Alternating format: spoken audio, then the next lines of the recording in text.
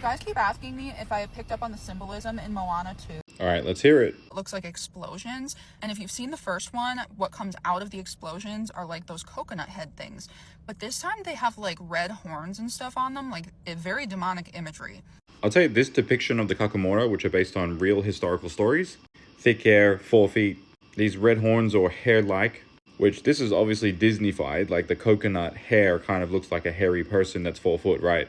And in the stories, these people aren't very nice. They like to fake cry and pretend that they're children, only to attack and stab with their sharp nails and eat their victim. This is basically one of them Pacific Island horror stories, so it's supposed to be scary. So at first they battle the coconut things / alien demons, and then they realize that the coconuts were actually well-meaning. Now, according to the legends, the Kakamora were actually the first people that were living in the Solomon Islands. And when Melanesian settlers came, the Kakamora ran away and retreated without any resistance into the mountains. So yeah, basically in real history too, they're just misunderstood and don't have a home and they're looking for a place to live. So as they go to help the coconuts trick them into going into this big clam thing that has like a wheel of eyeballs around the outside. So again, this is actually another demon. So it is actually an evil god, or in Christian terms, a demon of the deep. So it's supposed to be scary, it's supposed to be demonic. Down there, and she's like convincing Moana to break the curse of, I think they were calling him Nola, but it was very clearly God. This is very clearly not God. If anything, this would be the god of storms. In Māori culture, one of the ways that we explain natural phenomena like the weather is through different gods. And the god of storms, kind of like Thor in a way, is Tāwhiri Mātea.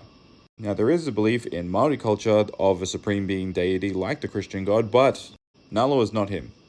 And it's pretty evident within Moana 2 that Nalo is the god of storms because he's making storm barriers and he's controlling the weather. There were many references to breaking the firmament and bringing the heavens down to make everything all one place. So in the Māori creation story, Ranginui is the Sky Father and Papatuanuku is the Earth Mother. And the space in between is their children, including the god of storms, which includes this guy. But theoretically, if you wanted to bring down the heavens again, you would have to get rid of that space in between, in other words, the god of storms, or the curse of Nalo.